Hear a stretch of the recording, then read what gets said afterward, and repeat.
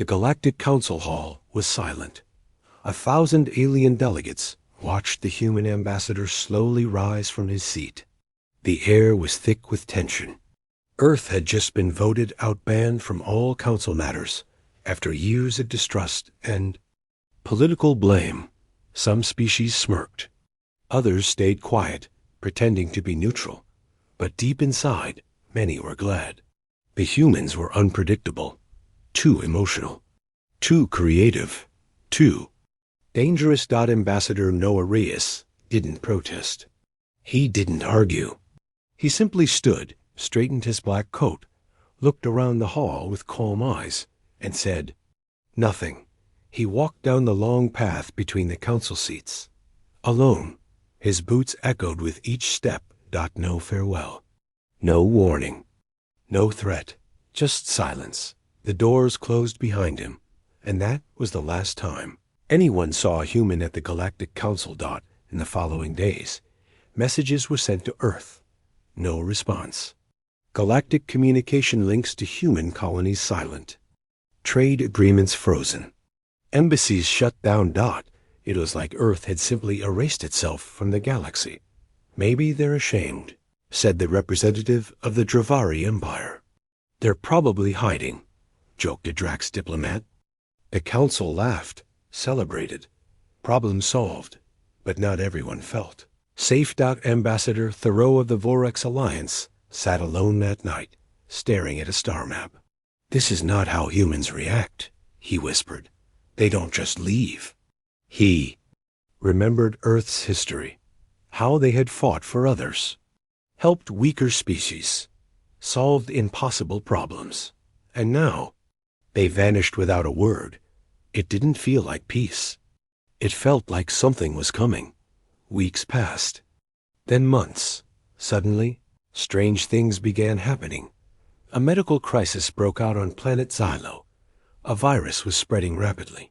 The humans had cured a similar disease decades ago, but now their technology was gone. And no other species could stop the virus. Thousands died. Pirates began attacking trade routes. Earth's patrol ships had once protected those routes. Now there was no defense. Wars sparked in outer systems. Refugees screamed for help. The council sent ships, but they were slow, unprepared, and unfamiliar with Earth's old patrol zones. Without humans, the galaxy started to break, but still, no one could find them. Back on Earth's moon station, an old mining satellite blinked. Its systems turned off one by one. A curious alien probe sent a scan, but there was nothing. No heat, no movement, not even air. Yet, for just a second. It picked up a pulse, a hidden signal. One word, observed. The council met again. This time, they weren't laughing. Need Earth back, said a voice. We were too harsh, said another. We underestimated them. They voted to send an apology, an open offer to rejoin the council. A message was prepared, respectful, diplomatic, and humble. It was broadcasted across all known frequencies. No reply. On the edge of the galaxy, a small alien scout ship entered an uncharted zone far beyond the galactic border. They found a debris field, broken pirate ships. Melted into floating metal. In the center, they found a black object, massive, angular, and silent. It looked like a ship, but bigger than anything the council had ever seen. It had no lights, no signals, just a symbol on its side, the flag of Earth. The alien captain stared at it in silence. What is that? The crew whispered. The ship suddenly turned slowly, silently, and disappeared into the void. No weapons, no message. Just like Earth. It left without a word. Hook. Start 5 to 7 minutes. Every Galactic Council session began the same way. The large silver table, the glowing banners of each species, and the empty seat, the seat marked Terran Union Earth. It had been empty for months, but it still sat there untouched, unclaimed. Some said it was a reminder. Others said It was a warning, and some whispered, maybe they're still watching. Main story. Ambassador Thoreau of the Volrex Alliance couldn't take his eyes off the empty chair. He remembered the day Earth left, that silent walk. That cold stare. Since then, everything had changed. Small planets once protected by Earth's fleets were now under siege. Pirate gangs had doubled. Trade ships vanished. Border disputes turned into small wars. Human diplomats had been the ones who calmed hot tempers. Human engineers had kept ancient tech running. Human medics had handled outbreaks. No other species could solve now without them. The cracks in the galaxy were showing. 2 weeks ago, an outbreak hit the planet Tarnis IV. A rare fungal infection began spreading among the aquatic species. The Tarnisians begged the Council for help. "We don't have a cure," said the Giric. Scientists. "The humans cured this 30 years ago," said a doctor. "But their medical networks are gone." 3 million Tarnisians died in the following month. A quiet, invisible voice spread through the outer colonies. This would not have happened if Earth was here. Meanwhile, a secret meeting took place on a research moon near the Black Void. 3 alien species sat together once who never worked as allies before. "We have detected movement," said one. "Human movement," whispered another. An ancient satellite had picked up a new warp trail 1 moving too fast, too precisely, and too silently to belong to any known race. The ship didn't answer hails. It didn't transmit anything, but it didn't attack either. It passed through. Watching a next council meeting, panic started to grow. "Earth is hiding something," barked a Lorgith commander. "They are building something bigger than we understand." "Or worse," said Thoreau, "maybe they are already done building it. Why would they leave us if they weren't planning something?" Asked a younger delegate. Silence. Back in the deep zones of space, an explorer drone approached a dead star-cold, forgotten, and ancient. What it saw shouldn't have been possible. A station, human, active, orbiting the star. No lights, no guards, just silent energy readings. The drone tried to scan the surface. The system fried instantly. Before its core went dark, it captured one last image, a black sigil, a phrase written in Terran language. "We remember. Do you?" The Council now debated daily whether to contact Earth again. "Send another apology," someone said. "Offer them leadership," said another. "Beg if we must." But no signal reached them. Earth had changed its frequencies, locked its gates, covered its stars in a cloak of silence, and still that empty chair remained. Some nights, council guards swore they saw it flicker, as if someone had been sitting there, just for a moment. Watching. Ambassador Thoreau sat alone in his quarters, replaying old audio logs of human speeches. Brave voices, honest warnings, offers of peace, requests for respect, all ignored.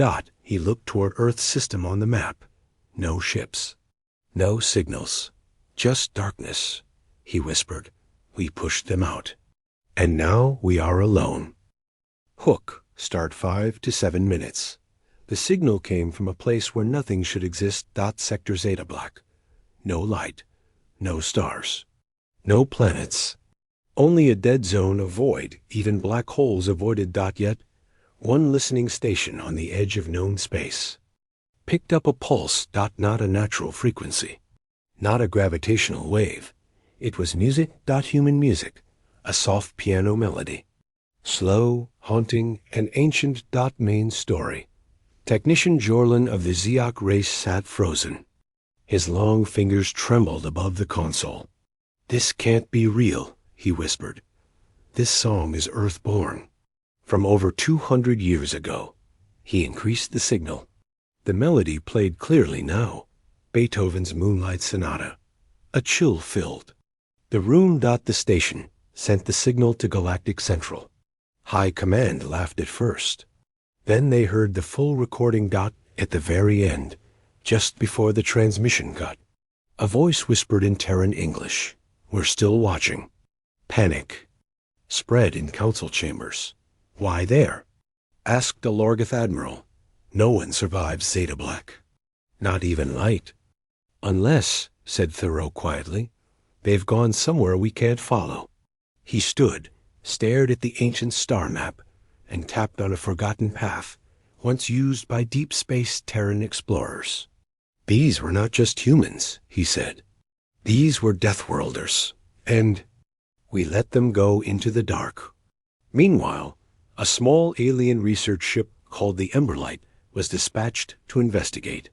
Its crew, 6 scientists from different species, was brave, but unprepared. As they entered Zeta Black, systems began to glitch. Their navigators saw shapes in the darkness, colossal shadows moving just beyond the scanners. A mechanical voice whispered on the intercom, "Turn around." They didn't. Instead, they activated a beacon to declare peace. "We come in search of knowledge," the captain said. Suddenly, a light blinked in the black sky. And then they vanished. No debris, no escape pods, no final message. Just gone. 1 week later, a box arrived at Galactic Command HQ. No ship, no sender, just a metal box with the words, "For your records." Inside was a small data crystal. It showed a video. The Emberlight's crew safe, sitting calmly in a beautiful room of metal and green light. Behind them stood a human figure, tall, armored, face hidden. He spoke. "They came with peace, so we offered peace. But no, this Earth does not belong to the Council anymore. We walk where no one else dares. We see what you cannot. And we are no longer waiting. We do not want war. But we remember everything." The message ended. The Council fell into silence. Speculation erupted galaxy-wide. Have humans built their own empire? Are they watching every system from the void? Are they protecting or planning revenge? Aliens who once laughed at Earth now built stronger walls around their planets.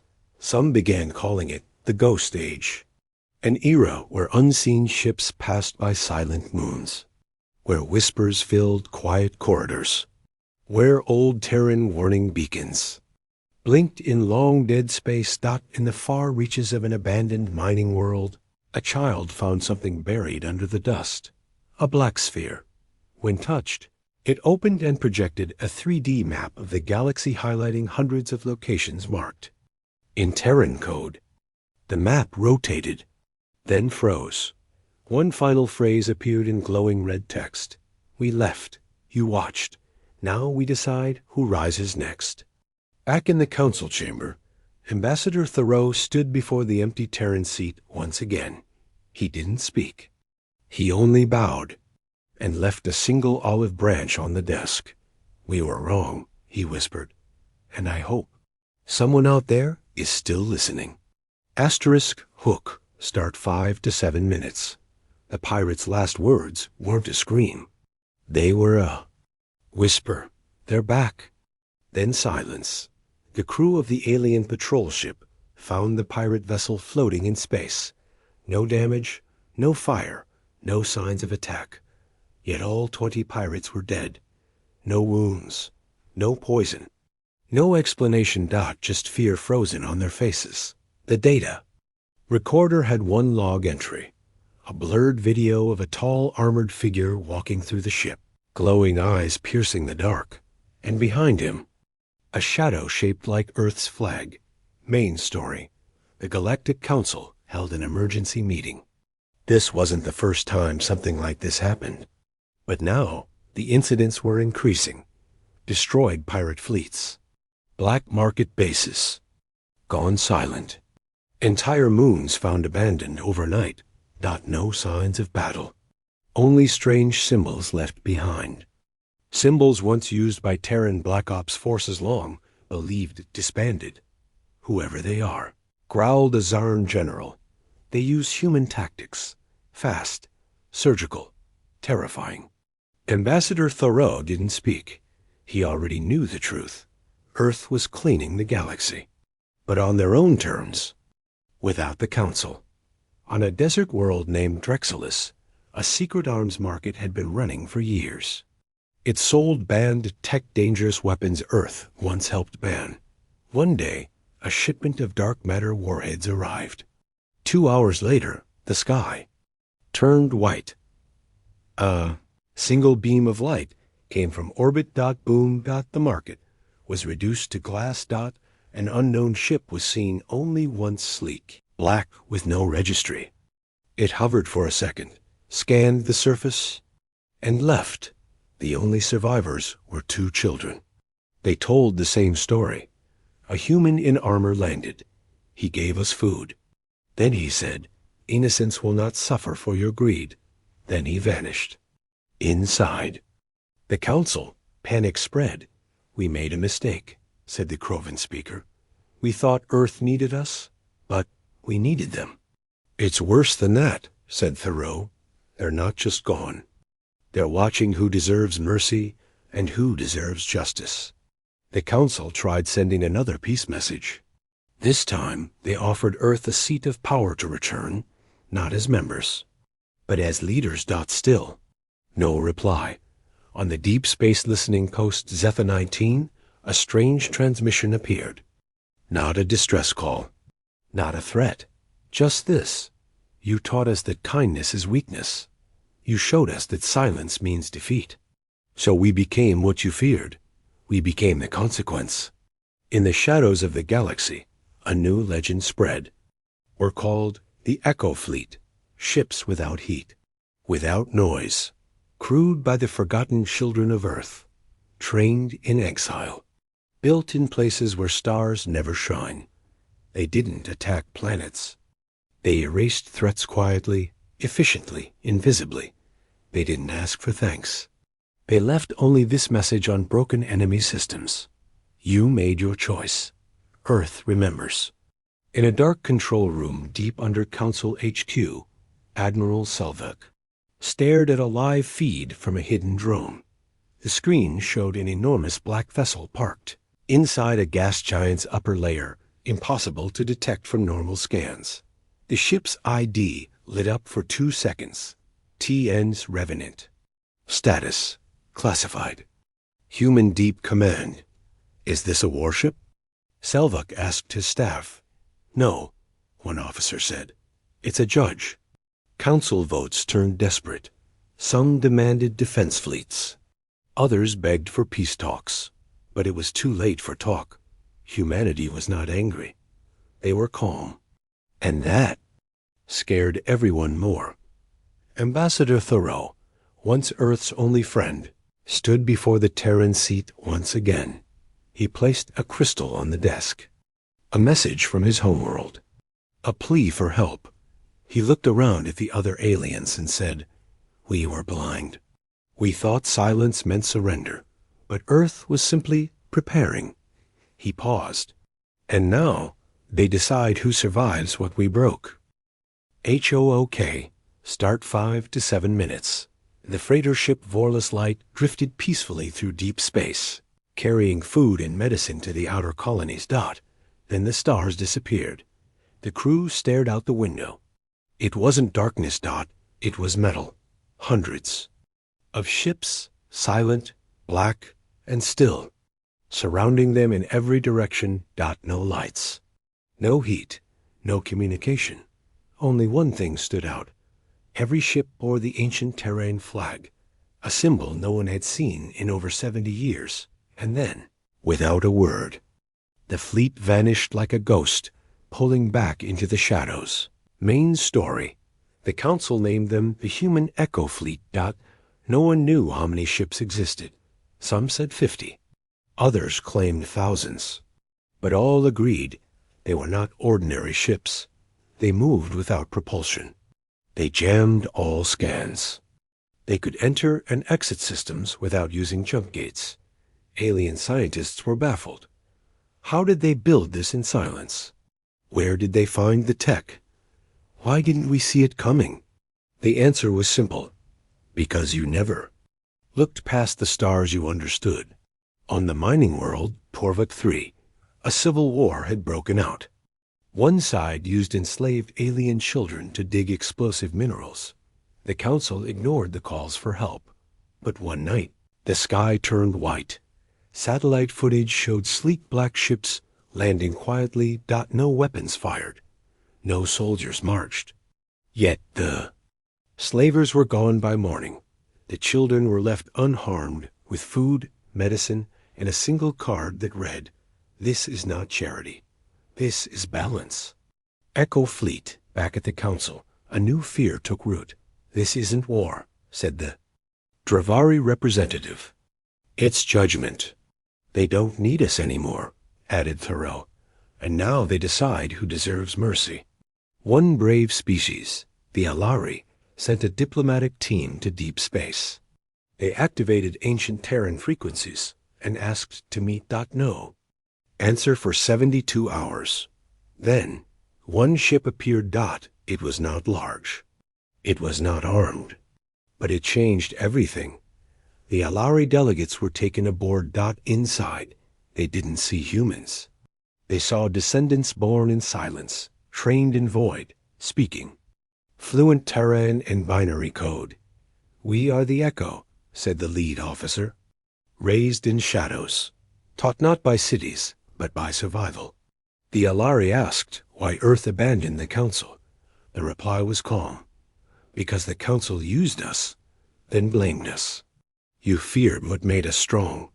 So we left, and while you argued, in golden halls, we rebuilt in the black."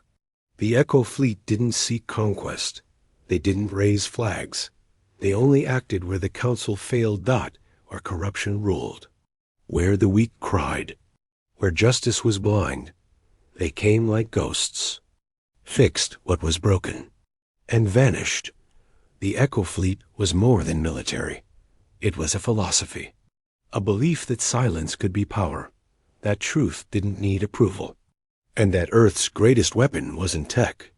It was remembrance. In a council session, fear reached its peak. "What happens when they judge us?" asked a senator. "Then we must be worth judging," Thoreau replied. He proposed a vote. Disband the corrupt inner systems. Share tech equally. Help rebuild what Earth once carried alone. The vote failed. But not before several council members secretly sent messages not to Earth, but directly to the Echo Fleet. Some begged, some warned. One simply wrote, "Teach us or stop us, but don't ignore us." On a forgotten moon in the cold sector of Elvenus Drift, a new structure rose. A single human child stood at its entrance, watching the stars. Behind her, the Echo Fleet gathered silently in orbit. A voice echoed through the comms. The council built monuments to pride.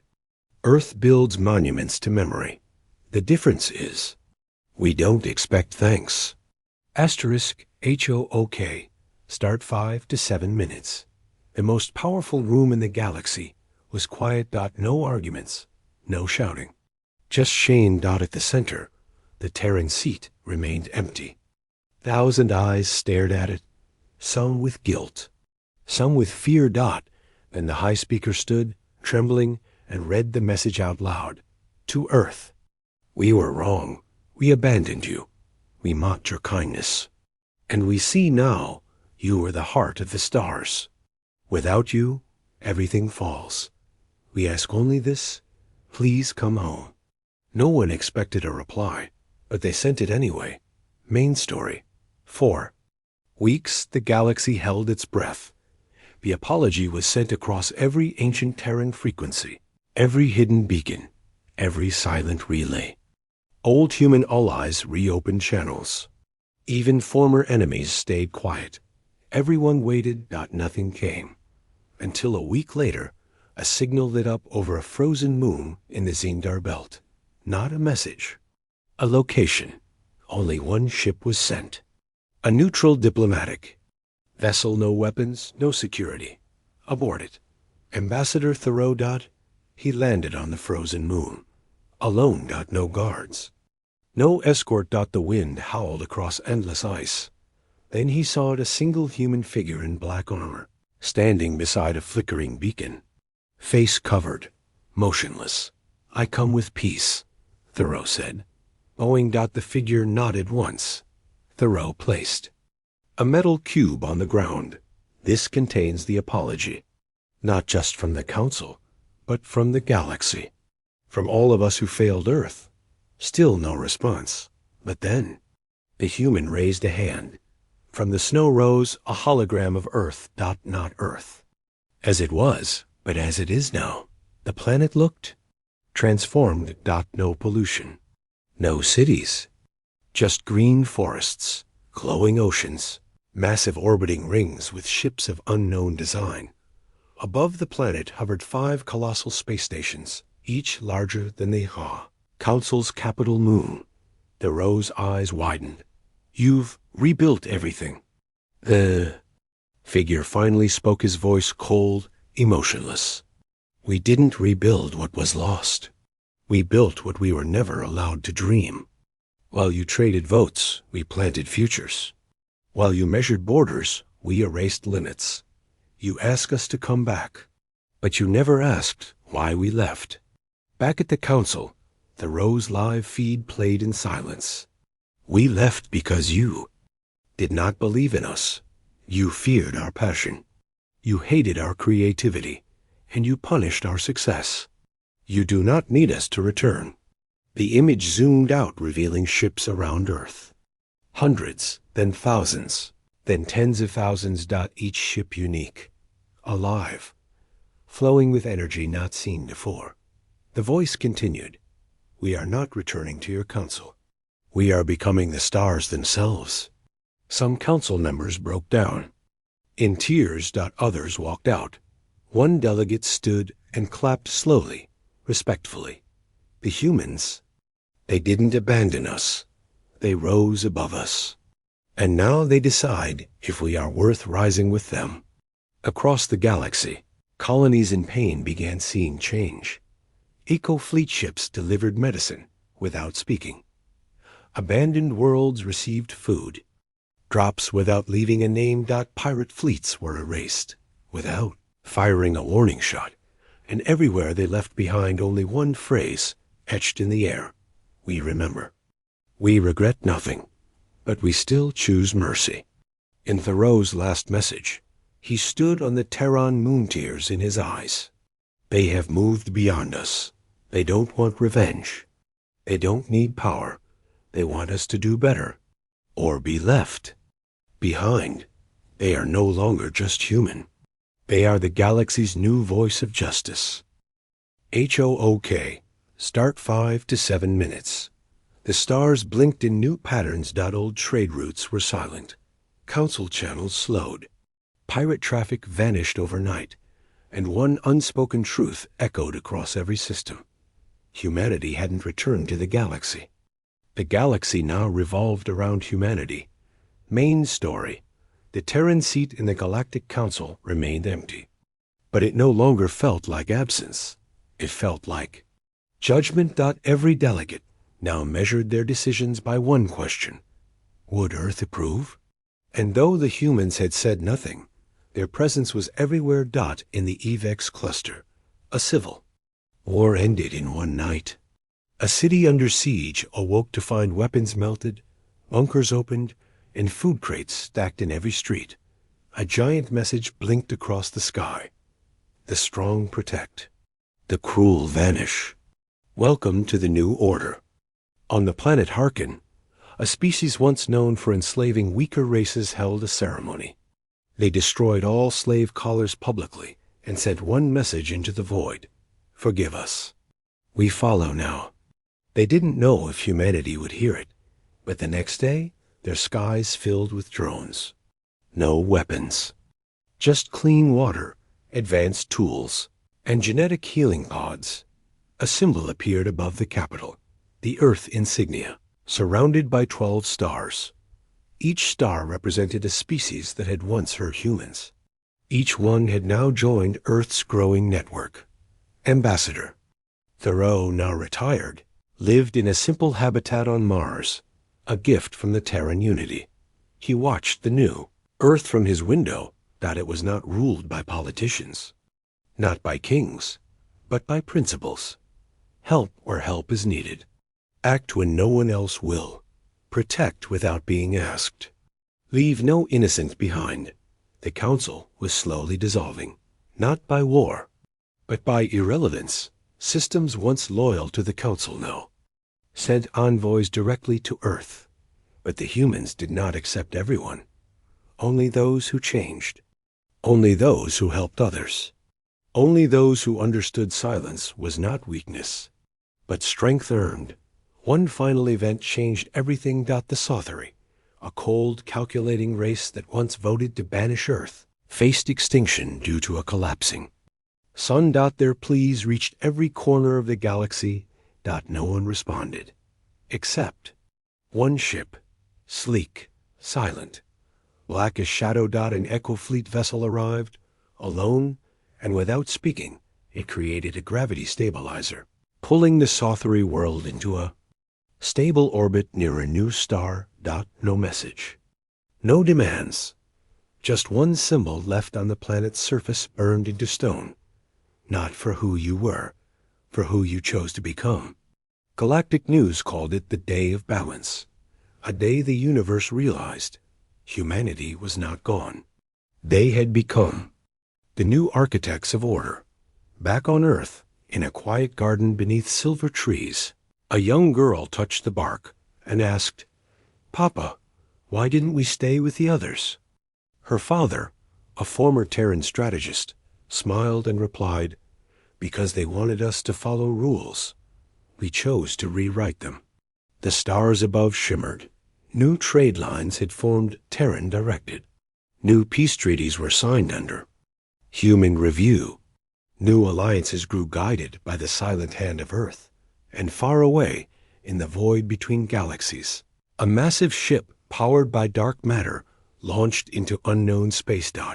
It left behind no message, only a final signal. We remember everything, and still we choose peace. End asterisk.